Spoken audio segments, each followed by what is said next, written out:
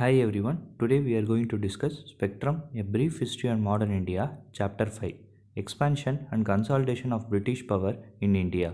In the previous video, we have discussed about the Chapter 4 of the Spectrum, India on the eve of British conquest. If you have not watched that video, please do watch and come. I have given the link in the description. If you are watching my video for the first time or you have still not subscribed my channel, please do subscribe and support me. First, let us discuss about the imperial history of British. It is of two phases. The first empire was stretching across Atlantic towards America and West Indies.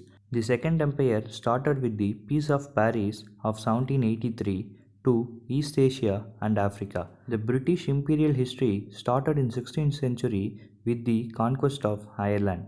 The British and other Europeans certified themselves as civilized. Now let us discuss about whether the British conquest of India was accidental or intentional. There were various approaches by various groups. The first group, led by John Selley, says that the British conquest over India was unintentional and accidentally happened. The British came to trade and had no desire to acquire territories, but the political turmoil created by the Indians almost forced them to acquire territories. But the second group says that clear intention of establishing a large and powerful empire was the motive of British conquest over India. The British realized how easy to provoke one Indian local ruler against other, by which they started to interfere in local politics. The enormous profits from the trade attracted the English traders to come to India. The British waged war to protect their commercial interests and to protect their Indian allies from the potential attackers.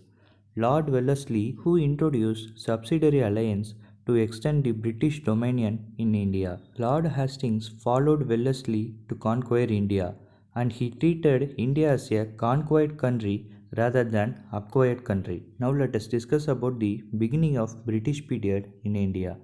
On the historian view, they say the three important events which was the beginning of British period in India were in 1740 the Anglo-French struggle for supremacy over India happened, and other was 1757 Battle of Plassey, and other was 1761's Third Battle of Panipat. The British also faced certain bottlenecks, but they were not serious in nature, so their success was not clear. Now let us discuss about the causes of British success in India. The British used diplomatic and military tactics to emerge as rulers in India. They had a superior arms, military and strategy. The firearms of British were better than Indians in speed and range. The Indian rulers imported European arms and employed European officers to train their troops. Unfortunately, the Indians could not match with English officers and armies. Rather, they became a mere imitators of British. They had a better military discipline and regular salary. The British had a regular payment of salaries and strict discipline, and so the troops were loyal. On Indian side, there was no enough money to pay troops, so no discipline, and the troops were rebellious and sometimes joined in opponents for their good. On civil discipline and fair selection system, British preferred to skill and reliability, and the posts were not on hereditary, caste, or clan, while Indians gave preference to caste, personal relations, and not basis on merit or ability. This resulted in troops becoming rebellious and disloyal to pursue their own interest. On brilliant leadership and support of second line leadership, British had a front line leaders like Clive, Warren Hastings, Elephantton, Munro, Marquis of Dalhousie. On second line leaders, Sir Eyre Coote, Lord Lake, Arthur Wellesley played an important role, and they fought for the country and cause and not for the leader.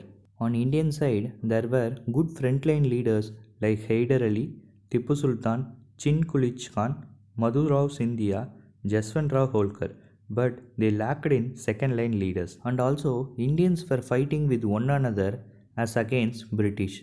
The spirit of fighting for the united cause was absent. They often supported British against neighboring rulers. The consciousness of India was lacking among Indians. The strong financial backup was the strength of British. The British had an adequate income to pay shareholders and finance their war. The fabulous profit from the trade with the rest of India made British financially strong. The British had a vast amount of money, materials in times of need. It was ensured by the superiority in sea power of British. The nationalist pride of British, who were proud of their national glory, had to face weak, divided among themselves Indians. The lack of materialistic vision among the Indians was the reason for the success of British East India Company. In the next video, we will discuss about the British conquest over Bengal. If you are not subscribed to our channel, please do subscribe and support us. Thanks for watching.